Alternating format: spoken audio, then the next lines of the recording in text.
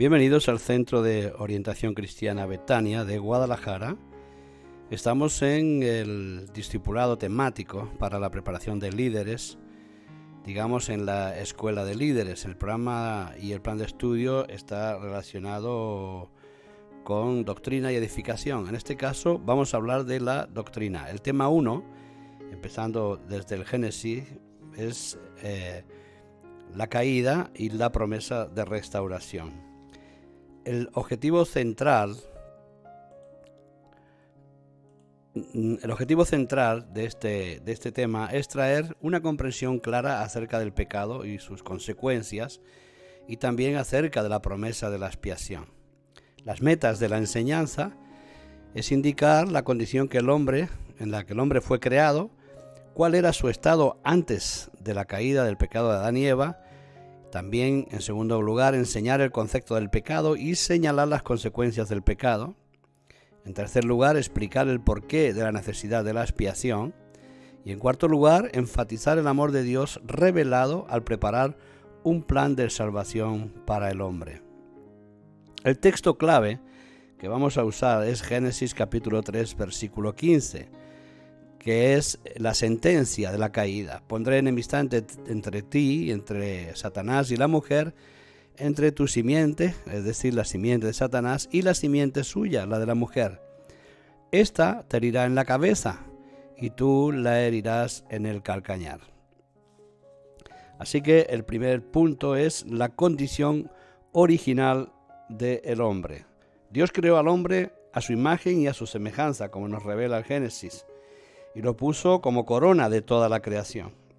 Los primeros 2 capítulos del libro de Génesis hablan acerca de la obra de la creación, sobre todo de la condición sublime en que Dios puso al ser humano. Esta, de hecho, era la vida que Dios siempre quiso que el hombre disfrutase, la vida que se revela en el paraíso antes de la caída. Ahora vamos a ver las principales señales que describen el estado original del hombre. En primer lugar, la santidad. El hombre fue creado a imagen de Dios, como nos revela Génesis capítulo 1, 27.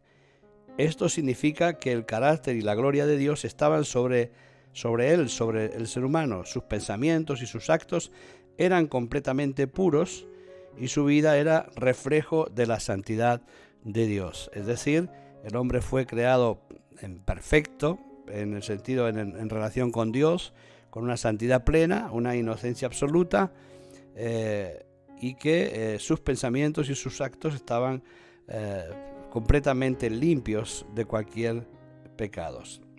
En segundo lugar, fue dotado de autoridad, es decir, en primero de santidad, en segundo lugar de autoridad.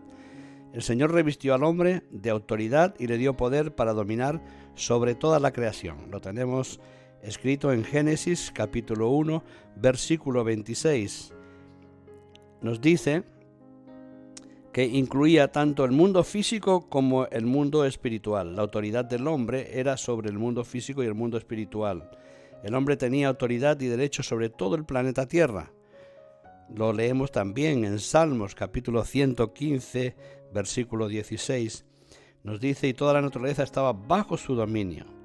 Además, el hombre tenía autoridad incluso sobre Satanás, cuando Dios lo estableció para guardar el jardín, en Génesis capítulo 2, versículo 15, estaba dándole autoridad para que él no permitiese la acción satánica en ese lugar. Es decir, plena autoridad. Estamos hablando de la condición del hombre en su estado original antes de la caída. En tercer lugar, la comunión con Dios. El hombre en el Edén tenía total acceso a la presencia de Dios, era de continuo, y también a la comunión íntima con el Señor.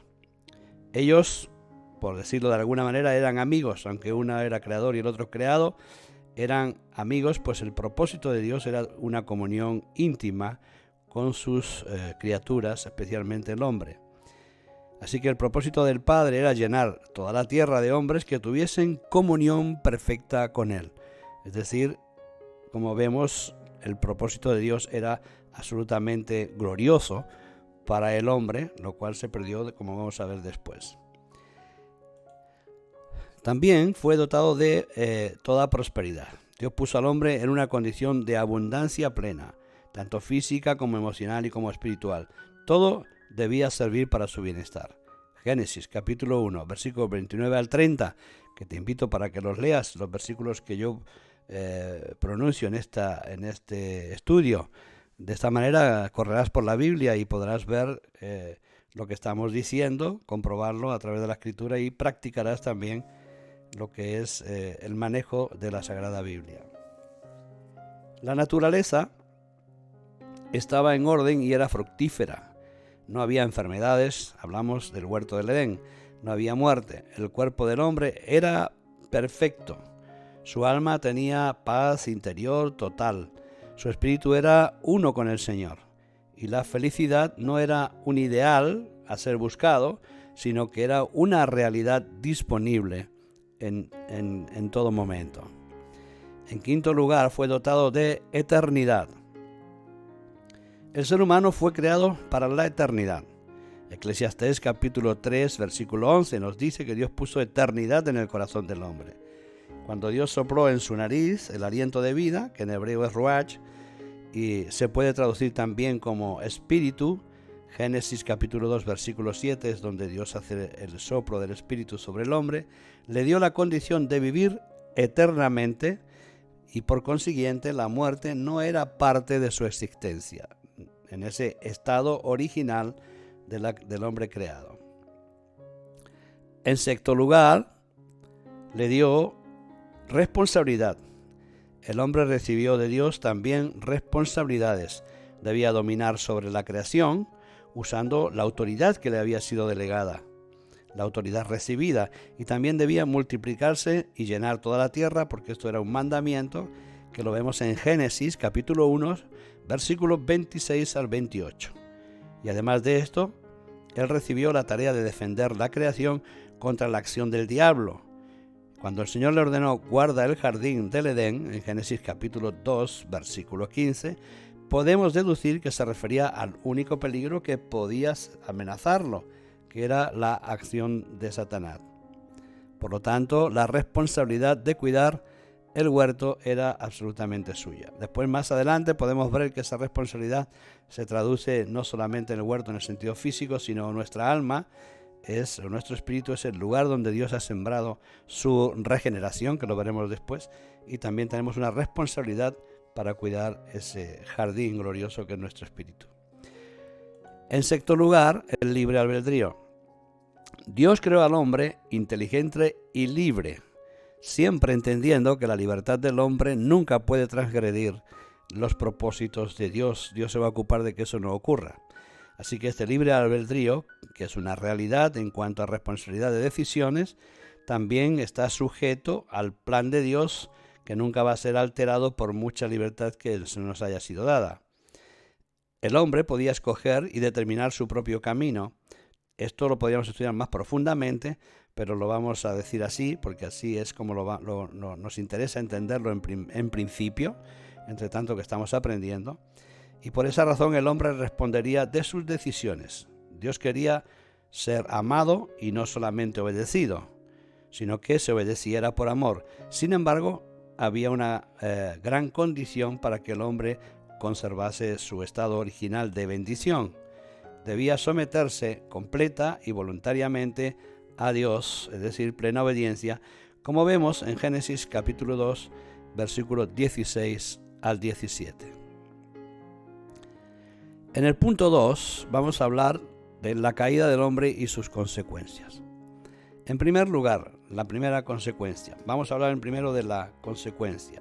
El ser humano escogió el pecado, ya que se le dijo que no debía comer del árbol de la fruta del bien y del mal, sino que debía ser obediente en ello, y eligió el pecado. Se rebeló contra la autoridad de Dios, aunque fuera por inocencia o por falta de conocimiento, pero no por falta de información, ya que Dios le había advertido. Y dice que el hombre optó por el autogobierno. Isaías capítulo 1, versículo 2 nos habla de este asunto. Cuando comió del fruto prohibido, en Génesis 3, 1, 6, Adán estaba dándole la espalda a Dios y decidiendo no obedecerle. Esa actitud de independencia y de rebeldía es lo que la Biblia llama el pecado, o pecado original en este caso, que fue la consecuencia de todos los demás pecados. Vamos a ver cuáles son las principales consecuencias de la caída. Muerte espiritual, como decíamos. Dios había declarado que la desobediencia traería muerte. Génesis 2:17. Esta muerte era, ante todo, una muerte espiritual. Ya ves que vemos que Adán y Eva salieron del paraíso y siguieron viviendo según físicamente. Pero evidentemente habían perdido la comunión. Lo que significaba que una separación o una ruptura de la comunicación con Dios. Es decir, no había acceso a la fuente de vida, al espíritu del hombre moriría, el espíritu del hombre murió, y el Señor había dicho, porque el día en que comiereis ciertamente moriréis. Ahora bien, Adán y Eva, el día que pecaron, como sabemos, no murieron físicamente, pero sí espiritualmente. Y en el momento exacto en que ellos tomaron del fruto prohibido, perdieron la vida con Dios. Es decir, entraron en el estado de perdición. Es decir, en la Biblia, cuando hablamos de una persona perdida, no estamos hablando de una persona extraviada en el concepto terrenal, en el concepto territorial, sino ni siquiera en el concepto moral, sino que está perdida en el sentido espiritual por cuanto ha perdido la comunión con su Creador y la fuente de vida, la fuente de información para una vida perfecta. Por lo tanto, el primer punto es la muerte espiritual. Segundo lugar, la muerte física, que no ocurrió instantáneamente. La consecuencia del pecado también fue la entrada de la muerte física, aunque no ocurrió inmediatamente, tenían destinados un tiempo concreto para su vida. El hombre perdió el derecho a vivir eternamente, como lo vemos en Génesis 3:22, y recibió la maldición de volver al polvo de la tierra, según nos revela Génesis 3:19. Es decir, volver al polvo de la tierra significa que del barro fuimos creados y volveremos a ser barro de nuevo. Nuestro cuerpo se deteriora y queda absolutamente enjuiciado para la eternidad, pero físicamente estamos destinados a morir. La muerte física es un drama, pero la muerte eterna es la tercera consecuencia. Así que peor que todo esto, el hombre perdido, empezó a caminar hacia la muerte eterna, una terrible y definitiva separación de Dios. Las descripciones bíblicas de esta realidad enfrentada por todos los que se marchan de esta vida bajo la maldición del pecado es aterradora.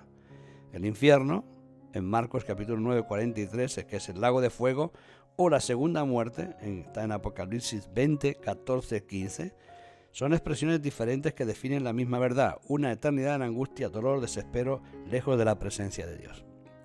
Para aclararlo diremos, el hombre fue sentenciado a una muerte espiritual por cuanto perdió el contacto con Dios, tenía un tiempo determinado de vida en la tierra, a una muerte física y posteriormente en un juicio eterno a una muerte eterna, es decir, ya no existiría ninguna otra posibilidad de redención una vez que se ha rechazado lo que Dios determinó como única fuente o único camino de salvación, que es Cristo, que ya lo vamos a ver más adelante. Así que también muerte eterna, aunque fuera en un tiempo futuro. Para el cuarto punto diremos dolores y enfermedades. Desde la rebelión, en el Edén, el hombre ha sido machacado por dolores y enfermedades. Deuteronomio 28:22 nos advierte de que la causa del pecado es el dolor y la enfermedad, ya que la muerte física evidentemente se produce a través de un deterioro de todos los organismos del cuerpo, y esto produce un dolor en muchos casos terrible, aunque hoy en día bastante apaleados por causa de la medicina, pero en realidad es algo doloroso. Tendremos enfermedades, padecemos dolores, sufrimientos, que no solamente son espirituales, sino también en el alma y en el cuerpo, porque la maldición del pecado nos dejó vulnerable, débil e indefenso delante de todas estas consecuencias. En quinto lugar, la caída del hombre y las consecuencias, tenemos esta quinta consecuencia: miseria y desorden natural. Aquel que había recibido el derecho de gobernar sobre toda la creación, al caer en el pecado, vio a la tierra siendo maldecida por su causa. Génesis 3, 17, 19.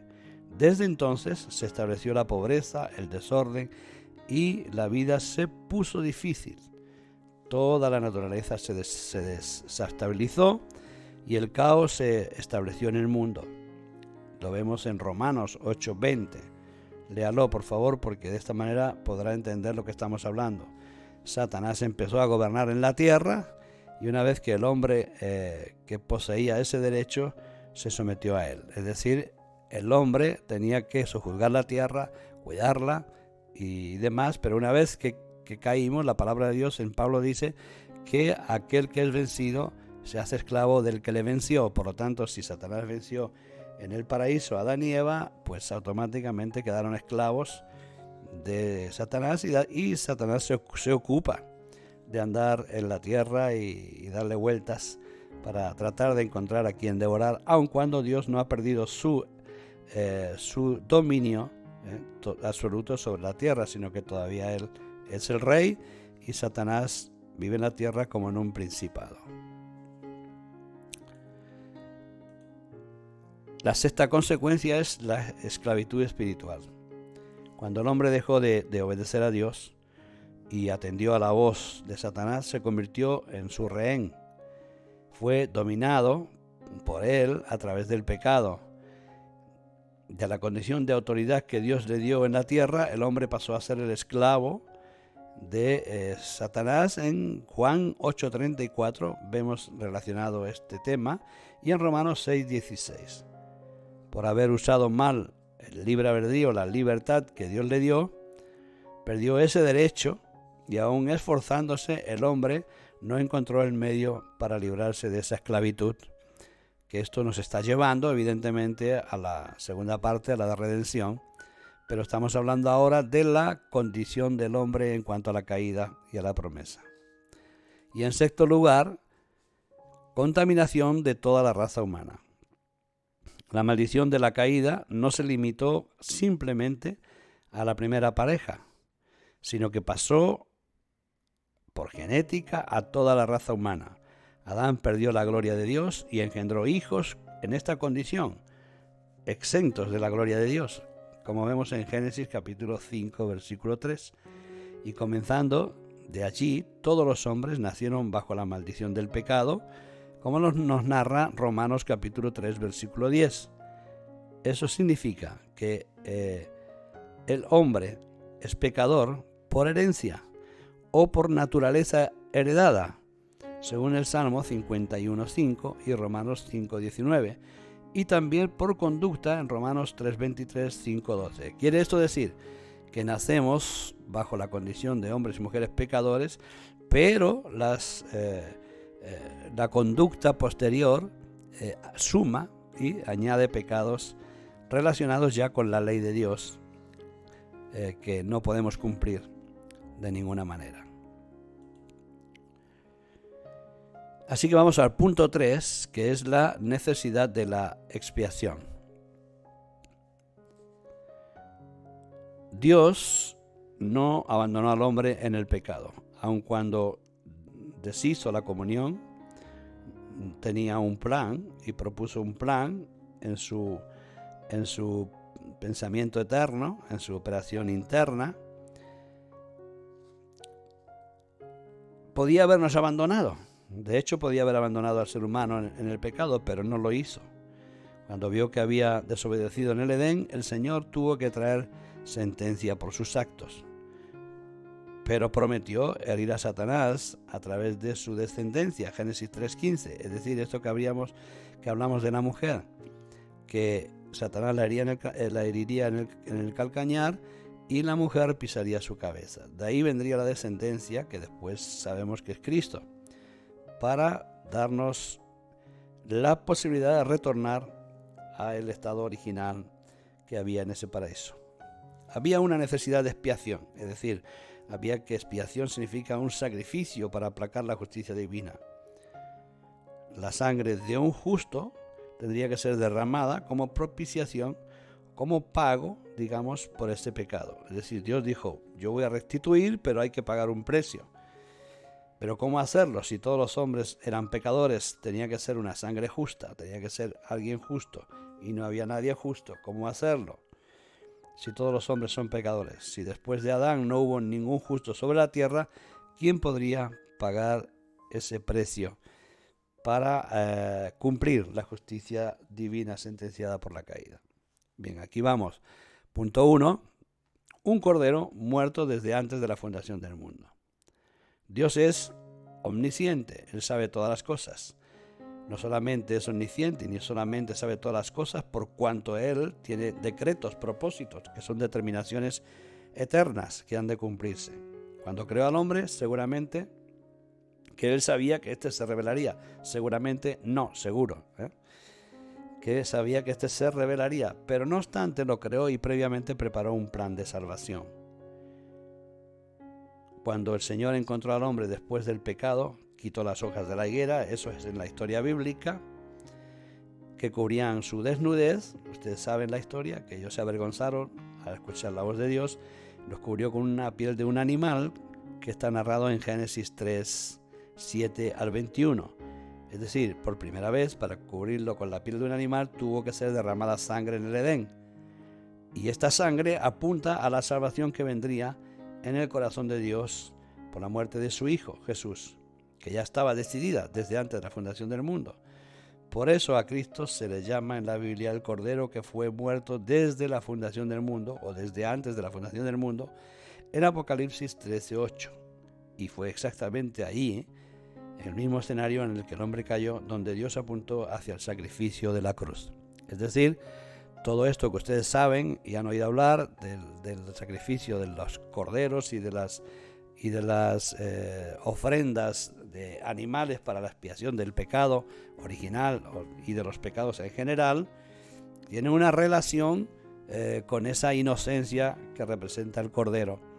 Y puesto que ningún hombre podía pagar, Dios determinó que durante un tiempo fuera a través de la sangre de los animales, especialmente del cordero en cuanto a la expiación definitiva, porque es la sangre inocente derramada en favor de los hombres, que luego sería en ese cordero ya humano llamado cordero, que es Cristo, que es sangre justa por cuanto nunca pecó. Así que esta es una de las primeras consecuencias, ya en este caso, de la expiación, ¿vale?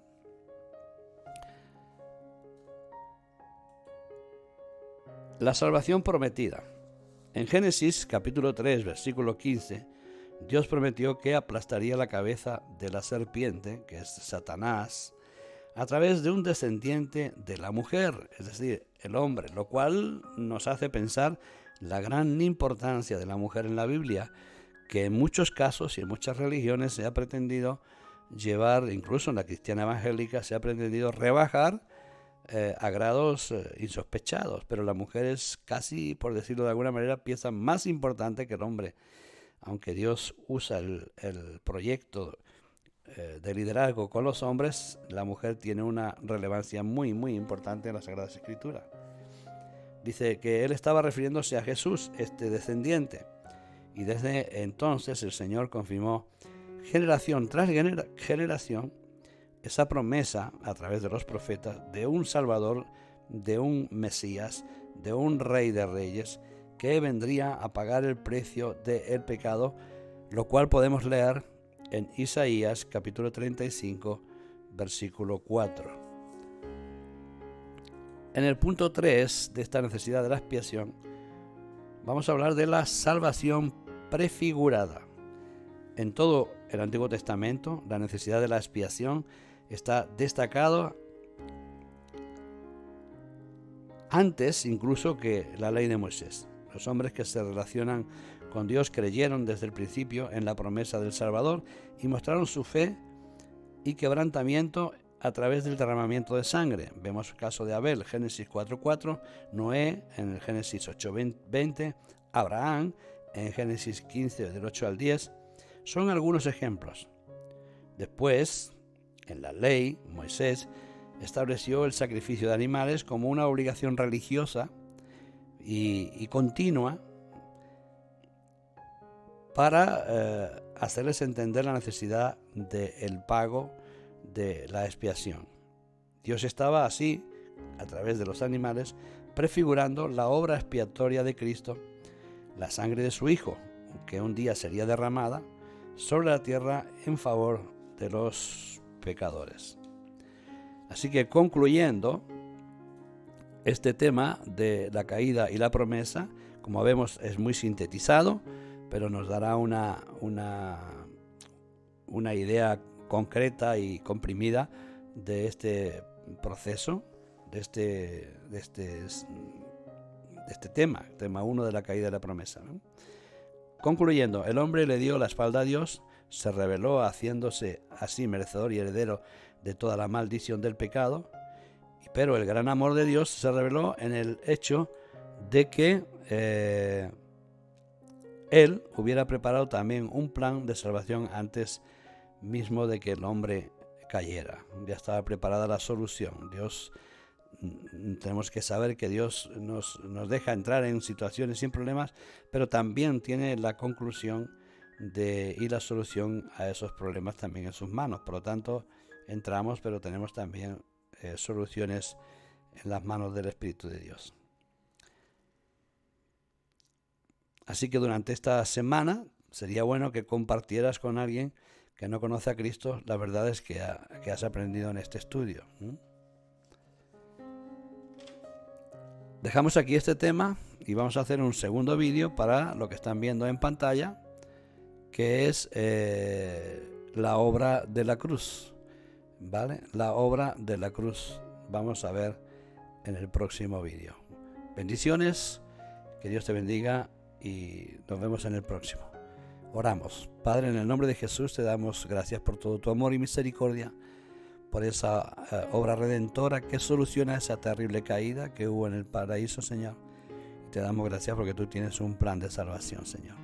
Hemos aprendido que a través de la antigüedad, de los antiguos, en el Antiguo Testamento, esa sangre prefigurada de los corderos iba a apuntar directamente a la sangre del cordero por excelencia, el sacerdote vicario, que nos daría la redención eterna, Señor, para retornarnos a ese paraíso en el cual tú nos creaste. Bendice a aquellos que escuchan este vídeo, a aquellos que hacen este estudio y derrama tu bendición sobre ellos, Padre.